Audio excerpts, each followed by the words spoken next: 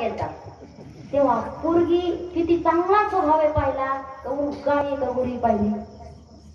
आता बोला काय पाहिलं काय पाहिलं काळी आहे का गोरी आहे. बाबा कुणी बी त्यांच्या जाग्यावर कोणीही त्या ठिकाणी पोरगी बघायला गेलं ना पहिला त्या ठिकाणी तिचा रंग पाहतो. आता लोक मोबाईलवर पोरं म्हणतात पोरी काही करते त्या वापरतात कोणते बी गोरे चेहरे करतात. मला खरी पाहिल्याची तिचा चेहरा सुद्धा नाही तिचे पाय हात कारण चेहरे सुद्धा गोरे करतात पोरी. त्याच्यामुळं कोणालाही वाटतं गोरीच बायको असेल. काळाही म्हणतो गोरीच पाहिजे आणि गोराही म्हणतो गोरीच पाहिजे. आता तुम्हीच सांगा पाहुणं कुठं जातील काळ्या. पण ज्यांना ज्यांना गोरी बायको पाहिजे त्यांनी त्यांनी तर केली. पण ज्यांची लग्न झालेले नाहीत त्या तरुण मंडळी करता एकच सल्ला एकाच मिनिटामध्ये एक महत्वाचा सल्ला आहे. गोरी बायको करण्याच्या अगोदर एवढीच गोष्ट लक्षात ठेवायची की काळ्या मुंगीपेक्षा लाल मुंगी जास्त चावते.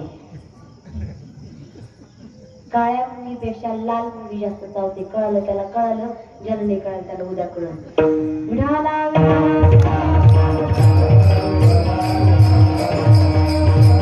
मला सांगते पहा आतलं बाहेरलं काय असतंय. तुमच्या या आष्टीमध्ये राहणारा एक बाळू नावाचा व्यक्ती बाळू गेला मुंबईला काही कामानिमित्त. बाळू मुंबईला गेला. आता मुंबईला गेल्याच्या नंतर आष्टीपेक्षा मुंबई कशी आहे पाहिली का मुंबई यायचं संध्याकाळी माझ्यासोबत पाहायला पाहिली का.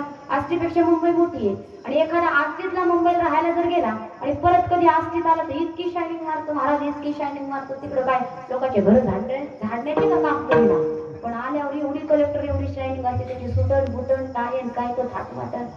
तो आला बरं आल्याच्या नंतर असा आला सुंदर इस्त्रीचे कपडे वगैरे घातले. बस मध्ये त्या ठिकाणी जागा सुद्धा नव्हती. कोरोनामुळे लोक गावाकडे यायला लागले होते. बस गच्ची गच्च भरल्या होत्या. अशा अवस्थेमध्ये तो सुद्धा गावाकडे यायला निघाला आणि बस मध्ये पाऊल टाकायला सुद्धा जागा नव्हती. इकडून तिकडून त्याला सीट भेटलं पण बसलाच नाही. का बसला नाही एसटीचं सीट मारलेलं होतं. त्याला वाटलं मी खाली बसलो तर माझे कपडे मळतील आणि इस्त्रीचे कपडे खराब होतील म्हणून उभाच राहिला. आला आष्टीच्या बस स्टँडवरती. आष्टीच्या बस स्टँडवरती आल्याच्या नंतर तिथून पुन्हा घरी गल्लीत आला. आता गल्लीत आल्याच्या नंतर हातामध्ये ती बॅग वर देऊन थाटण वाटण आणि मानसशास्त्राचा नियम आहे एखादी वस्तू आपण घेतली ना ती वस्तू दुसऱ्याला जोपर्यंत दाखवत नाही आणि दुसरा चांगला जोपर्यंत म्हणत नाही तोपर्यंत समाधान भेटत नाही. बरोबर आहे बायांना. साडी आणलेली जोपर्यंत 10-12 जणीला दाखवत नाही आणि 1700 रुपयाची जोपर्यंत 3000ला सांगत नाही तोपर्यंत समाधानच भेटत नाही. पहा आणि माझ्या बुटाकडे पहावं याच्यासाठी तो बुट रोडून टपा टपा टपा टपा टपा बुट वाजत पहा. कशासाठी माझ्या बुटाकडे कोणतरी पाहावं. याकडे पाहिलं म्हणलं हे बाळू एवढे सुंदर बुट कुठून आणलं एवढे सुंदर. मला मुंबईचे केवढ्याला अरे 4000 रुपयाचे होते 700 रुपयाचे. बाकीचे सगळे पदरचे घातले. तुला काय बूट चमकतोय वा काय दिसतोय वा तू नवर द्यावासारखा फारच भारी दिसतोय वा बूट.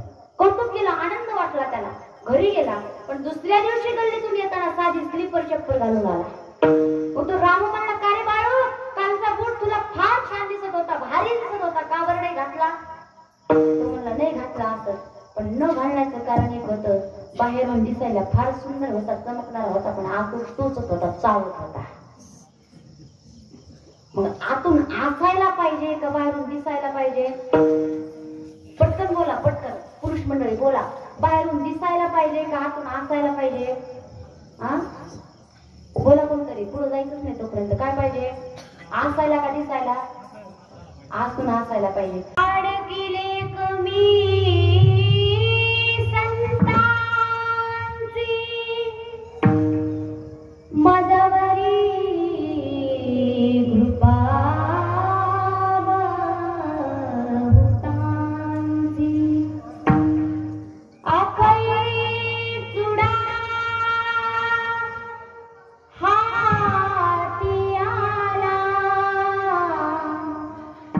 अंगण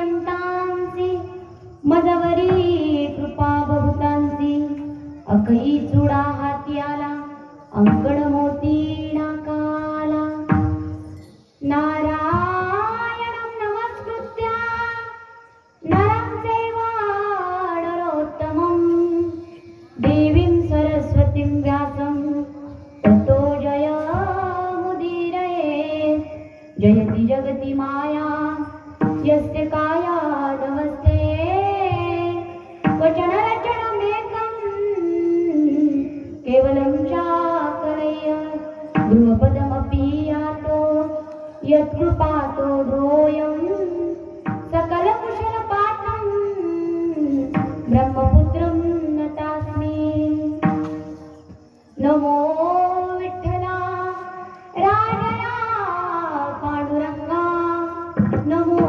रुक्मिणी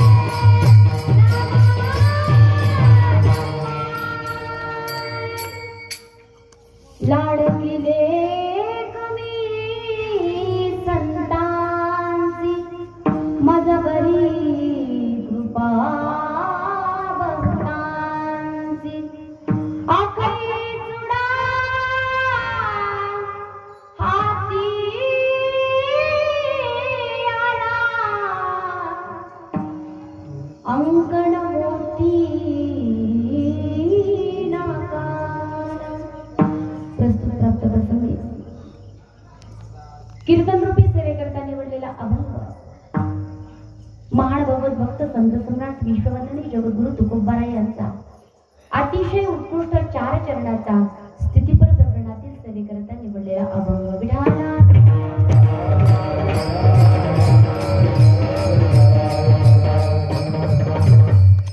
अतिशय परम पवित्र पावन असणारी भूमी आणि या भूमीमध्ये कीर्तनरूपी सेवेकरता जो निवडलेला अभंग आहे इथून काही नाही घेऊन जाता आलं तरी चालेल, पण फक्त संत तुकाराम एवढं जरी नाव घेऊन गेलात ना तरी जीवनाचं कल्याण आहे. कारण का तुकाराम तुकाराम नाम घेता कापेयम किंवा पुण्यवंत भावे घेता सज्जनांची नावे आणि तुकावणे पापे जाती संतांची जपे. काही नाही घेऊन जाता आलं तरी चालेल. तुम्ही म्हणतात काही नाही घेऊन जाता येत असं कसं काय म्हणतात ताई? येतोच आम्ही दुसऱ्याची चप्पल चोरून देण्यासाठी. दुसरं काही नाही झालं तरी आपली जुनी चप्पल सोडून नवी चप्पल तर घेऊन जाता येते ना. ते काही नाही घेऊन जाता आलं तरी चालेल. फक्त अभंग श्री संत तुकोबारायांचा श्री संत जगद्गुरु तुकाराम महाराजांचा 4 चरणाचा होता. एवढं जरी नेलं ना तरी कीर्तनाचं सार्थकत्व आहे. तरी कीर्तनाला आलं त्याचं सार्थकत्व आहे. अभंग हा जगद्गुरु तुकोबारायांचा आहे. 4 चरणाचा आहे. काहींच्या पाठांतरीतील असेल, काहींच्या पाठांतरीतील नसेल, काही पहिल्यांदा श्रवण करत असतील, काहींनी याच्या अगोदर श्रवण केलेलं असेल. असा असणारा हा अतिशय उत्कृष्ट जगद्गुरु तुकोबारायांचा स्थितीपर प्रकरणातील अभंग आहे. पहा विढाला विढाला विढाला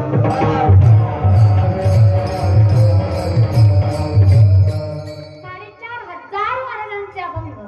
सुंदर असणारा गाथा. गाथा माहितीये ना? गाथा माहिती का? ज्यांना माथा आहे त्यांना गाथा माहीतच असेल. ज्यांना माथा नाही त्यांना गाथा कदापि माहिती होऊ शकत नाही. 4,500 अभंग आणि त्या अभंगामध्ये वेगवेगळे प्रकरण आहेत. संतपर आहेत, उपदेशपर प्रकरणातील आहेत, स्थितीपर आहेत, काही विनवणीपर आहेत, काही त्या ठिकाणी संवादात्मक आहेत. असे जगद्गुरु तुकोबारायांचे वेगवेगळे अभंग आहेत. त्याच्यामधला स्थितीपर प्रकरणातील अभंग घेतलेला आहे. कारण परमार्थामध्ये जर उच्च कोटीचं स्थान प्राप्त करायचं असेल तर माणसाला स्थिती सुधारावी लागते. प्रपंचामध्ये उच्च कोटीचं स्थान प्राप्त करायचे असेल, मान सन्मान जर पाहिजे असेल तर त्याच्यासाठी परिस्थिती सुधारा. आणि प्रपंचामध्ये परिस्थिती आणि परमार्थामध्ये स्थितीला अत्यंत महत्व आहे. स्थितीपर प्रकरणातील जगद्गुरु तुकोबारायांचा घेतलेला अभंग जगद्गुरु तुकोबारायांनी या अभंगामधून देवाशी नाही तर संतांशी नातं जोडलेलं आहे. संतांशी नातं महाराज जोडतात आणि संतांशी नातं जोडत असताना महाराज म्हणतायत की मी लाडकी लेक आहे संतांची. कुणाची लाडकी लेक आहे? संतांची. मी संतांची लाडकी लेक आहे. संत श्रीमंत असल्या कारणाने मजवरी कृपा बहुतांची. श्रीमंताचं लेकरू असेल तर त्याच्यावरती सगळ्यांची कृपा असते, सगळ्यांची नजर असते, सगळेजण त्याला आपलंसं करत असतात. कारण श्रीमंत बापाचा तो असतो. गरीब बापाच्या लेकराला कुणी जवळ करत नाही. जवळून गेला तरी तो आमचा पाहुणा आहे असं म्हणत नाही. पण श्रीमंताचा जर असेल तर त्याला लोक मान देतात. मग त्या ठिकाणी ते संत श्रीमंत आहे आणि संत श्रीमंत असल्या कारणाने माझे वडील श्रीमंत आहेत. मजवरी कृपा बहुतांची.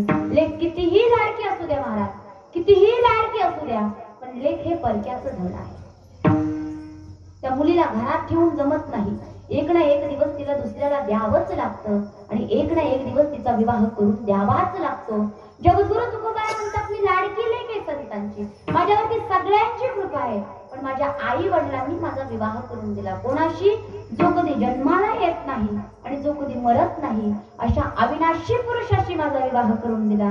त्याच्यामुळे माझ्या हातात जो चुडा आलेला आहे ना तो अखई चुडा आहे, अक्षय चुडा, कधीच न फुटणारा. कारण माझा नवराच मरणारा नाहीये तर माझ्या हातातला चुडा फुटण्याची वेळच येणार नाही.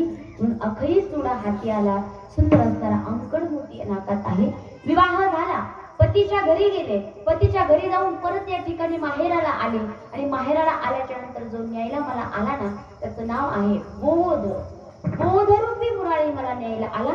माझे आई वडील श्रीमंत असल्या कारणाने त्यांनी त्या बोधाचा अत्यंत उत्कृष्ट शृंगार केला आणि त्याच्यासोबत असा शिक्का दिला की आता परत परत जन्माला येण्याची गरज नाही, परत परत मरण्याची गरज नाही, असा 84चा शिक्का करून त्या ठिकाणी स्टॅम्प करून दिलेला आहे. म्हणून जगद्गुरु तुकोबारा म्हणतात, आमच्या घराण्याच्या रीतिनियमाप्रमाणे आम्ही कुलदेवतेच्या दर्शनाला गेलो आणि कुलदेवतेने सहाणतेचा कौल दिला, असा अभंगाचा सरळ सरळ भाव आहे. विठाला विठाला